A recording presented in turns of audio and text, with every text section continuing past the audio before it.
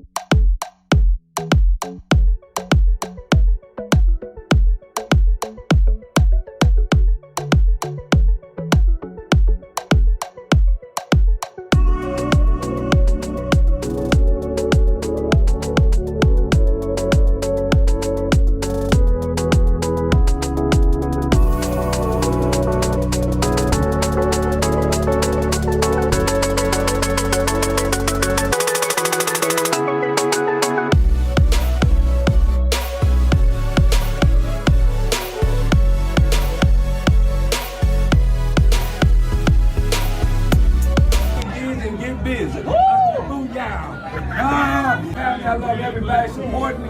Let me tell y'all something. It's a blessing. It don't nothing happen. Hey, I ain't driving no more. He is. I'm in the passenger seat. Come on, let him know. He don't make no mistake. Yeah. He on the main line. Tell him what you want. Call him up. And I want you to know everything that happened with Mr. Tenderism and the Destination Barbecue is 100% your fault, social media's fault, and this app's fault. Everything was fine until the black folk found out that he didn't own that barbecue restaurant and he had a white slave master behind him forcing him to do everything. I bet you that relationship with them was just damn fine, but y'all could not stand that that wasn't his restaurant and all the shit that Keith Lee, you destroyed that. You destroyed it. And you want to act like, oh, this white man's going to steal it. They've been stealing all of our inventions for years. They've been stealing everything from us for years. Just because somebody may know how to do something, they also may not know how to go about doing it. Okay, so if that was an equal partnership, y'all ruined it. You ruined it based on race. That man probably left on his own. Mr. Tenderism, y'all got under his skin. He thought, oh yeah, I'm going to go get my own. I'm going to go do my own. Let's see if y'all support him now. Let's see if you show up for that old man and buy his stuff, crowdfund for him, GoFundMe's for that man to make his own restaurant. Because I guarantee you won't, because there's no racism in it for you. Y'all did this to that old man, and possibly a great friendship that him and that Destination Smokehouse owner had. So go support him now. Go on over there and do it, because that's what y'all encouraged. That's what you encouraged him to do. Take y'all's asses over there and give that man some money. We'll see the truth. Y'all won't support him because there ain't shit in it for you no more. Let me ask you a question. What black man broke your heart? Or were you born a racist? Because I don't know why you have a platform, because every single video you have, you're being racist towards the black community. You know something? I hope that black people in your state see this. And I hope that they confront you. Honestly. You're saying stuff on social media that you would not say to a black person in person because you know what the consequences would be. Well, you're sitting up in your white castle doing your white jobs with your white life. Let me just tell you something. This racism that's going on in America is going to end. You're going to go back into the shadows where you belong. The only reason that people like you are on social media or speaking out to you is because of Donald Trump. Because he's the grand dragon over y'all.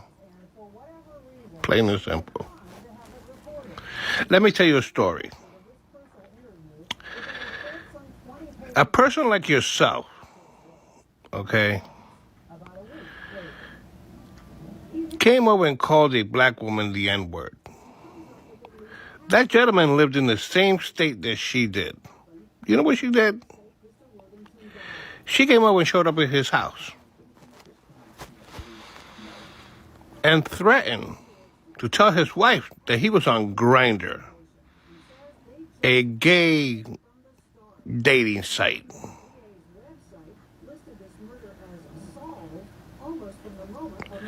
So to you racists in America, your days are numbered. And let me just tell you some other things. We are not our ancestors. We will fight back. This white woman got the nerve to scold at us and point the finger at us like we wrong because we see a victim in progress. That's what she's doing. She's mad at us because we peeped the game. We know y'all white folks, man. We know how y'all white people get down. Y'all are very deceitful. Y'all are like snakes sometimes. And y'all thought, well, we was going to sit back and just see this old black man going through it with this white man. We saw the jealousy and the envy of the white man that on that barbecue spot. We saw that. We've been around white people enough to know how y'all get down. Y'all got a history of being jealous of black people. And y'all don't like when black people step in and save our people. That's why you mad. And yes, we will support him. Wherever he's at, black people going to support. He's going to get a lot of support. And guess what? He's going to be blessed. That's why the white boy business out there in California, that's why his business is going down. Because the niggas ain't supporting it no more. See, Africans, if there was an African, let's say the African was Mr. Tendernism. You Africans that see how the white man treating the African Tendernism guy, y'all wouldn't say nothing. Y'all would just let it happen. Y'all just be proud and thankful in your homeland. Like, oh, Mr. Ubuntu Tenderism, he got a white man. Look at him, y'all. Look at white daddy. Look at Mr. Ubuntu Tenderism. That's how y'all gonna treat it. Y'all ain't gonna say nothing. Y'all ain't gonna check it. We can't allow, black Americans do not allow for white people to play in our face like that. But y'all do. Y'all love them folks. Y'all think them people are guys. Y'all just be happy to live next to them, stand next to them, work with them, and y'all give y'all free labor to these people. But see, when we see our own people giving free labor or giving free game to them white folks, and we see how them white folks are receptive to the free game or the free labor that a black person give to them, we stop that shit. And it's going to be up to the black person to walk away from. We still gave Mr. Tenderism enough time to be like, come on, nigga. Get out that white well. Come on. And we gave him enough time. Now look at him. Black people support him. Black people stand behind him. That's why Africans, we different from you, motherfucker. Ooh, shit. We different from you. We just different. We just different. We watch out for our people. And sometimes we gotta let our people fall sometimes to understand, like, listen, we tried to tell you, but at least we told you. Our African won't tell another African that because the African don't have discernment like that. Our African only look at white mommy and white daddy as a god. That's why they'll let an African look like a goddamn fool, because they don't know that African being played like a fool. Anyway, salute to y'all. Keith Lee was nothing more than a catalyst, which is what he is. That's all he is really a catalyst to pop people's business off or to expose the truth.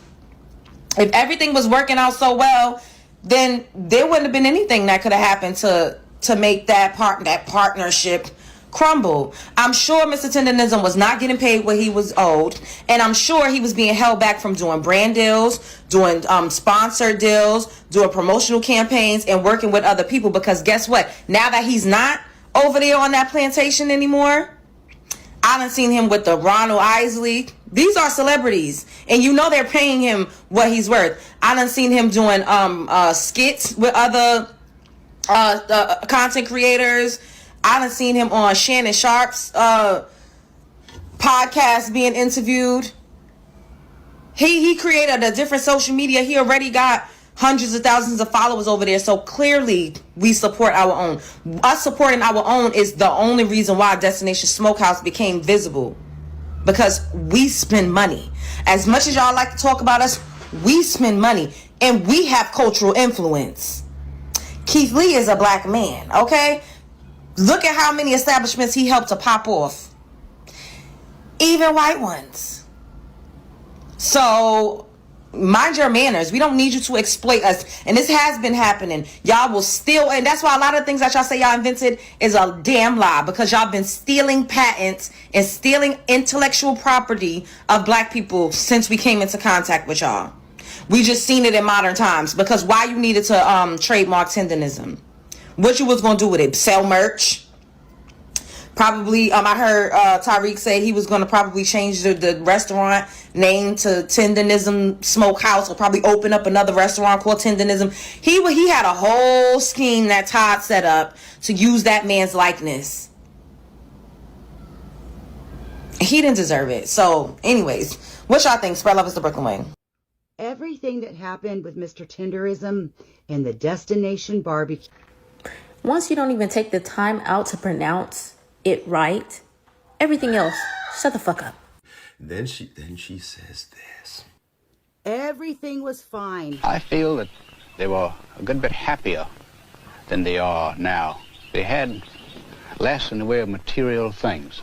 Until the black folk found out. The same way they feel entitled to black votes, black culture, black everything. They want to have it. They want to enjoy it, partake in it, appropriate it. They want to do anything but appreciate it and value the actual human beings that are behind it, especially if we exercise our own agency to do with it as we please, which in some cases could be to off and do our own thing. Y'all really are the dumbest people in the country, aren't you? You just said a whole lot of word vomit and made no points at all. And I want you to know that anything that happened to that restaurant was the owner's fault. Because had he let that cash cow keep working, he'd still be getting money and sitting on Easy Street with Unc there. Unc didn't want to leave that place. He didn't choose to leave that place. And in true colonizer fashion, that bitch wouldn't try to trademark Unc's catchphrase or his word. And the word is tendernism with an N. Tendernism, not tenderism. And I say that without fear of contradiction. We love to see us win. Y'all love to steal. He got jealous that Unc was the face of this business. And that even though Keith Lee is not no big celebrity, he definitely makes a business more profitable when he shows his face there. He was jealous of that. Instead of him sitting his dumb ass down somewhere and let the cash cow keep generating money, he had to hop his happy ass out there and push Unc out the spotlight so he can stand in it. I'll never understand it. I'll never understand it. How about you leave black folks alone? Go one day without saying black people. An afternoon. Just give it an afternoon where you don't say black at all. Even if you're just talking about clothes. Shut up about it and see how that works for you. Y'all are obsessed with us. And I want you to know, everything that happened with Mr. Tenderism and the Destination Barbecue is 100% your fault. Everything was fine until the black folk found out that he didn't own that barbecue restaurant and he had a white slave master. Move, y'all. I got it. Good afternoon, ma'am. My name is Alicia and I'm finna cook you. Now, I am a little confused as to why you're making it seem like Unc leaving that business was some sort of terrible decision, but don't worry. Let's go through the evidence. Let's start from the beginning. Number one, isn't discernment such a gift? Because the internet looked at the situation with Unc and the owner and clocked it almost immediately. Unc was the face of the business. Influencers, celebrities, everybody was pulling up specifically to get a video with Unc, watch him throw the glasses off and say, and keep it pushing. It became a viral trend. He made the business go viral, but people also began to correctly point out that Unc was helping the business grow seemingly without the benefits of owning the business and without the money that comes with a thriving restaurant that has lines wrapped around the block 2-3 times. And that became abundantly clear because we later found out that the phrase tendernism got trademarked, but it wasn't trademarked by Unc,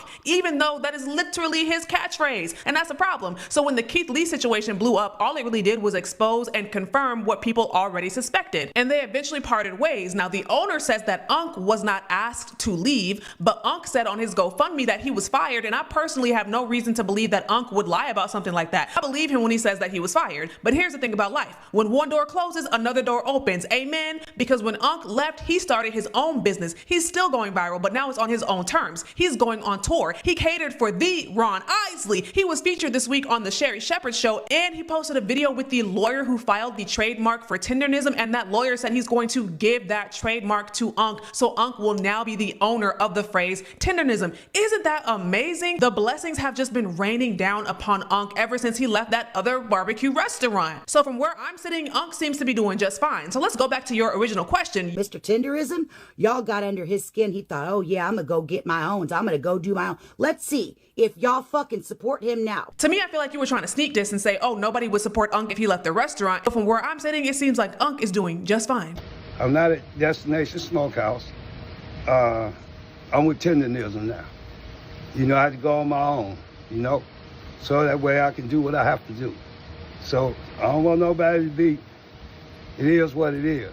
You got to move on. When things happen, you don't get mad. Hey, you just take another step. Get glad. Praise the Lord, you're still living. But this, hey, I'm finna terrorize the world now. Hey, they should have never. But it is what it is, y'all. And keep, hey, family out there, y'all keep supporting me. And I guarantee you, I ain't gonna do you wrong. Booyah. To the channel, thank you for staying tuned, and thank you for always being part of this great community. A title is actually circulating on all social media now as some Black Americans react to a white woman that gets upset over Black support for transgender people and tenderness. A heated conversation is getting attention after a woman reportedly became upset over people supporting tenderness, leading to a wider debate about acceptance, identity, and support and personal belief. Some Black Americans responding to the discussion emphasized that supporting someone's right to live with dignity does not necessarily mean everyone has to share the same personal belief. Others pointed out the Black community have their own complicated history with discrimination and civil rights, making questions about equality and social acceptance especially important to many people. At the same time, some critics of tenderness rights argue that their concerns involve biology, religion, parenting, or freedom of expression. Those concerns deserve to be discussed without turning the conversation into a personal attack. The bigger lesson is that disagreement does not have to become hatred. People can hold different beliefs while still recognizing other personal basic dignity and humanity. In a society as diverse as America, the challenge is learning how to disagree without dehumanizing the people on the other side. You don't have to agree with someone to treat them with respect. If you enjoyed this comment, like this video, subscribe and turn on the notification bell for more discussion about race, culture, identity, African America, and society. Tell us in the comment camp. People with complete different beliefs have a respectful conversation without attacking each other.